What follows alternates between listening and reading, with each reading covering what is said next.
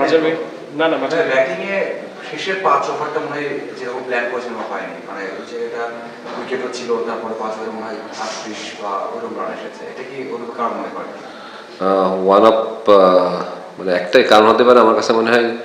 আপনি যদি একটু খেয়াল করেন যে মুস্তাফিজের এগেনস্টে আসলে সবকটা টিমই স্ট্রাগল করছে লাস্ট 4টা ওভার। গতদিনকেও আমরা দেখেছি লাস্ট 2টা ওভারে সে মাত্র 6টা রান দিয়েছে, মানে লাস্ট ওভারে 4টা রান, তার আগের ওভারে 2 রান। সো রংপুর এখানেই জিতে যাচ্ছে প্রতিটা দিনে। লাস্ট 4 থেকে 5 ওভারে কেউ আসলে বেশি রান করতে পারছে না, যদি মানে ভালো স্টার্টও করে তারপরেও 15 ওভার পর থেকে স্ট্রাগল শুরু করে আর কি ওর বলে। সো আমার কাছে মনে হচ্ছে আমরাও এখানে একটু ফেল করে ফেলেছি। বাট তারপরেও আমার কাছে মনে হয় যে আমরা অন্য টিমের থেকেও একটু বেটার সাইড 170 রান করতে পেরেছি আর কি, আমার কাছে যেটা মনে হয়। বাট লাস্ট 5 ওভারে যে আর 10টা রান 15টা রান বেশি আসতো তাহলে ভালো হতো, বিকজ অফ মোস্তাফিজ। এই কারণে হয়তো বা আমরা ওইখানে উইকেটটা দিয়ে আসছি, রানও হচ্ছে না। ভালো একটা মোমেন্টাম পেয়েছিল চট্টগ্রাম, আজকে একটা লুজ উইকেটটা এবং মোমেন্টামটা ব্রেক করা দরকার। আমার কাছে মনে হয় যে যারা আমরা ফার্স্ট ব্যাটিং করলাম ব্যাটেড রিয়েলি ওয়েল, বাট খেলা কিন্তু ওরা 6 ওভারে একটু বেশি বিট এক্সপেন্সিভ হয়ে গেছে আমরা। আর মোমেন্টামটা আবার ফিরে পেয়েছিলাম ইন বিটুইন আফটার 8 ওভার থেকে 15 ওভার পর্যন্ত। তারপর আমার কাছে মনে হয় যে একটা ওভারে রিয়াদ 18টা-20টা রান নিয়ে বের করে ফেলেছে। আর ভালোই যাচ্ছে আর কি, লাস্ট 3টা ম্যাচ জিতেছি।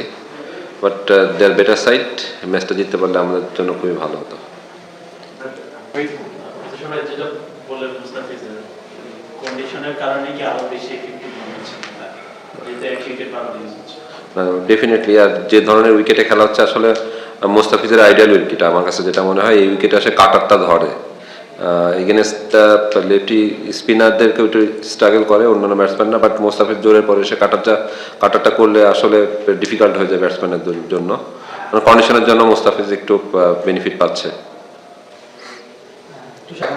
ওয়েদার তো ক্রিকেটের জন্য খুব একটা ফেভারেবল না, মানে হচ্ছে খুব বেশি ডিম পড়ছে এবং বারবারই ইয়ে করতে হচ্ছে, কাজ করতে হচ্ছে। উইকেটটা কেমন ছিল?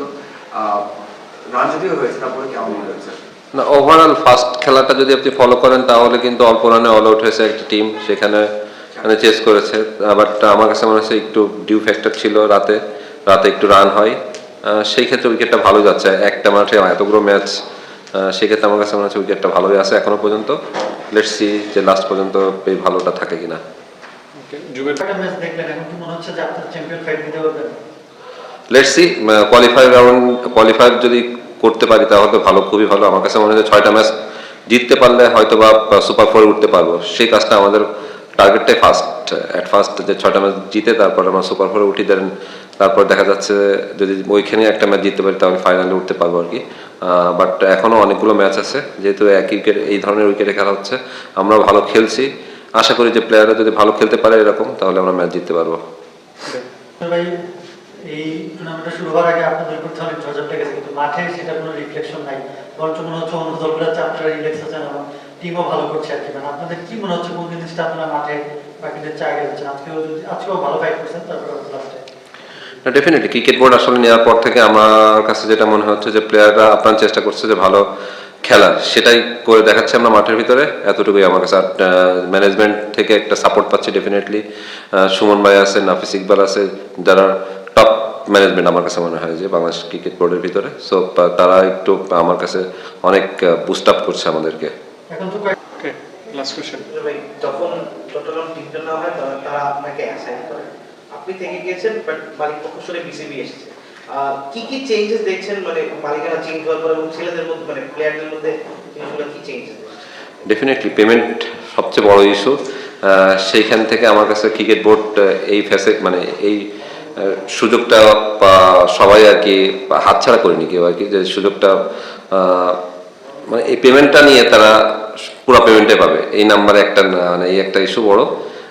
আর কিছু লাগে না আমার কাছে মনে হয়। প্লেয়ারদের আপ্রাণ চেষ্টা করে যাচ্ছে যে না ভালো ক্রিকেট খেলা, সেটাই মাঠে করে দেখাচ্ছে আমার কাছে যেটা মনে হয়।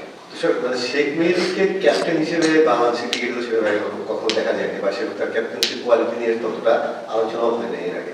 সো মানে সারপ্রাইজিংলি ভালো ক্যাপ্টেন্সি করছেন মোটামুটি, অন ফিল্ড আমরা দেখতে পাচ্ছি।